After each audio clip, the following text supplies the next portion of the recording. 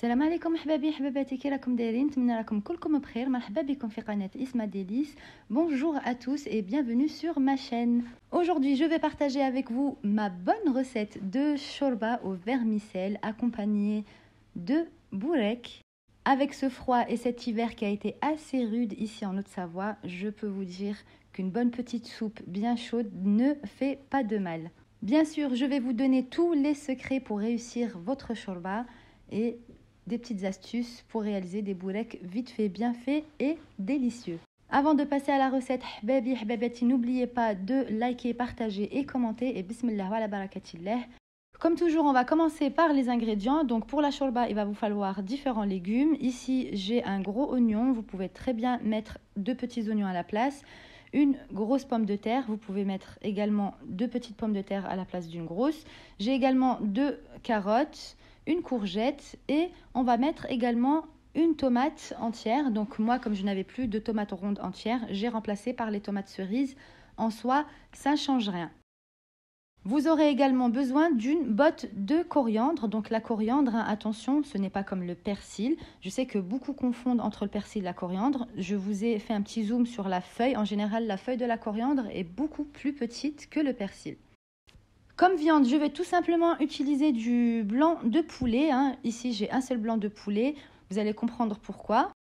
Puisqu'à ma shorba, je vais rajouter des boulettes de viande hachée et je vais utiliser le blanc de poulet, enfin une partie, pour réaliser les boureks. La shorba, je vais la faire cuire dans une cocotte. Vous pouvez très bien utiliser un faitout. Ce que je fais dans un premier temps, c'est que je vais mettre un petit peu d'huile dans le fond de ma cocotte et j'allume le gaz pour mettre tout ça en route à feu très doux. Comme ça, tout simplement, le temps que je découpe mes légumes, l'huile sera bien chaude et je pourrai les faire revenir par la suite.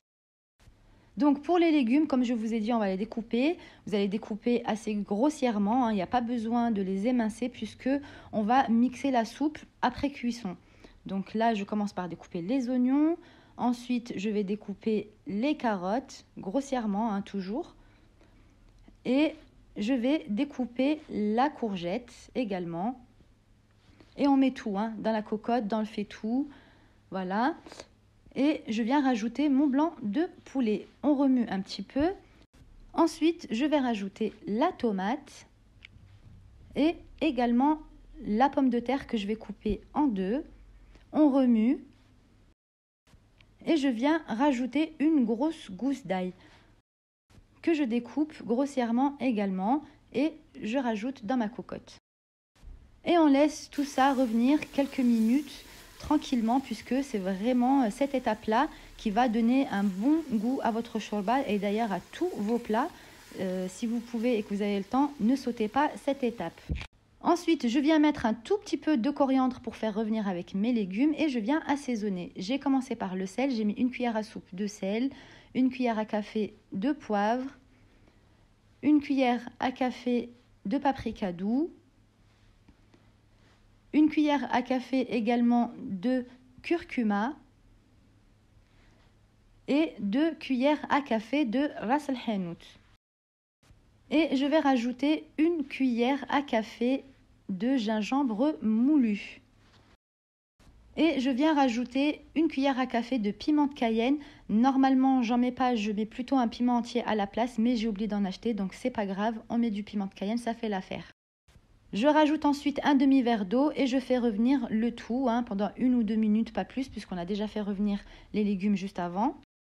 Et enfin, je viens mettre du concentré de tomate. J'ai mis l'équivalent de 3 cuillères à café également. Et ensuite, on va verser de l'eau. J'ai mis l'équivalent de 1,5 litre d'eau. Essayez de mettre de l'eau chaude ou de l'eau tiède, comme ça l'eau va bouillir beaucoup plus vite et vous pourrez lancer votre cuisson. On remue un petit peu. On n'hésite pas à goûter pour voir si ça ne manque pas de sel. Ici, il m'en manquait un tout petit peu, j'en ai rajouté. Et je viens rajouter le restant de coriandre, puisque la shorba, c'est vraiment ça qui la met en valeur, c'est la coriandre qu'on va mettre dedans. Contrairement à la hira où elle, je vais mettre un petit peu moins de coriandre. Ensuite, ici, j'ai récupéré des pois chiches. Ce sont tout simplement les pois chiches en conserve. Vous pouvez très bien acheter les secs et les faire tremper toute une nuit dans l'eau. Et ce que je viens faire, c'est les mettre dans un sac de congélation comme ceci. Je fais un nœud et je viens percer un petit peu partout dans mon sac puisque je vais mettre les pois chiches à cuire ainsi dans la cocotte. C'est ma petite technique, on va dire, pour récupérer les pois chiches après la cuisson sans devoir les chercher un par un. Donc là, on a juste à récupérer le petit sachet et l'affaire est close. Je referme ma cocotte et je laisse cuire pendant 25 minutes. Si vous faites cuire dans un faitout sans cocotte, laissez cuire 35 minutes. Pendant ce temps, on va s'occuper de la viande hachée. Ici, j'ai l'équivalent de 300 g de viande hachée à laquelle j'ai rajouté une cuillère à café de sel et une demi-cuillère à café de poivre et ici une demi-cuillère à café de cumin. Ensuite, je vais rajouter l'équivalent de 2 cuillères à soupe de chapelure. Ça va vous permettre d'avoir une viande hachée, des boulettes plutôt tendres. Et j'ai mis une cuillère à soupe, même pas, d'huile. Ensuite, je viens rajouter une gousse d'ail comme ceci.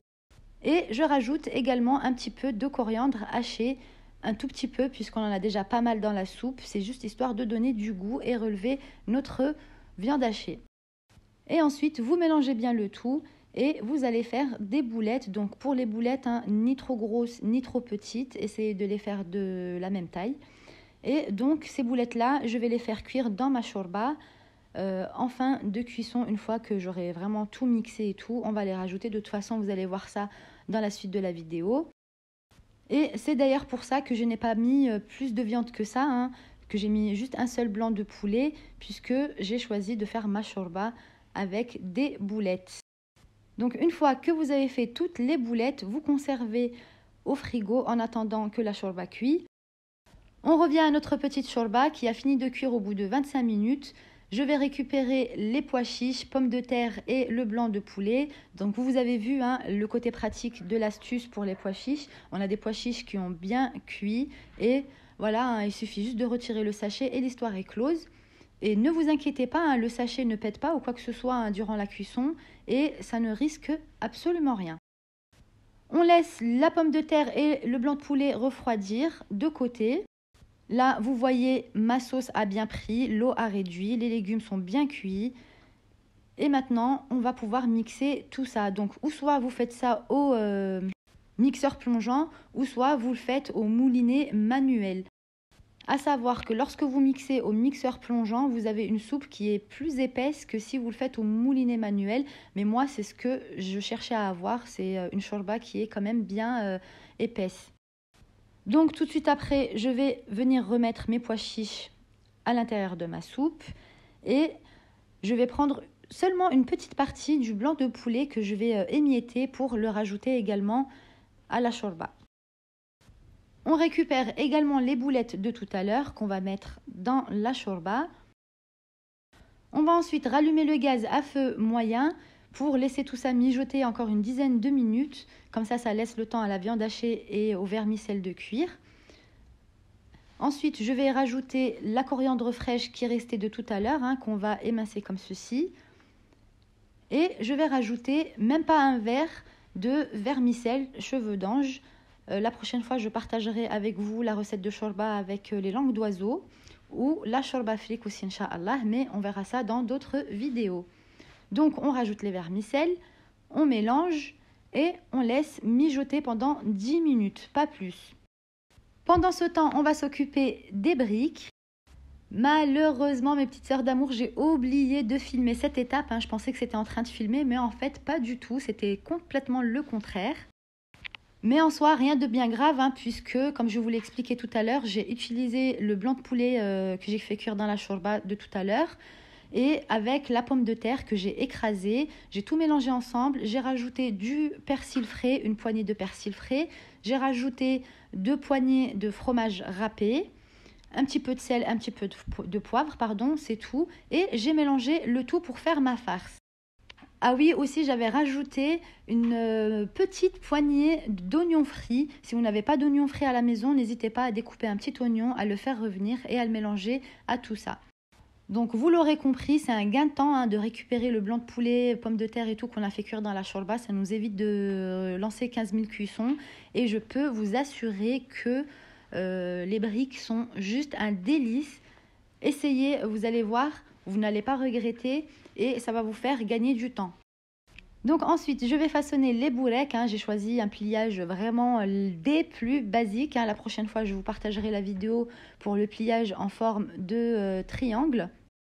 Donc pour les samoussas. Pour ce pliage-là, il n'y a vraiment rien de compliqué. Je vous laisse tout simplement regarder attentivement la vidéo. Juste comme vous pouvez le voir, le petit bout qui dépasse comme ça, moi je viens le découper avec un ciseau. Comme ça, on a vraiment des boureks bien réguliers et aucune pâte qui dépasse. Et vous faites ainsi jusqu'à ce qu'il n'y ait plus de farce. En attendant, vous allez mettre aussi l'huile à chauffer.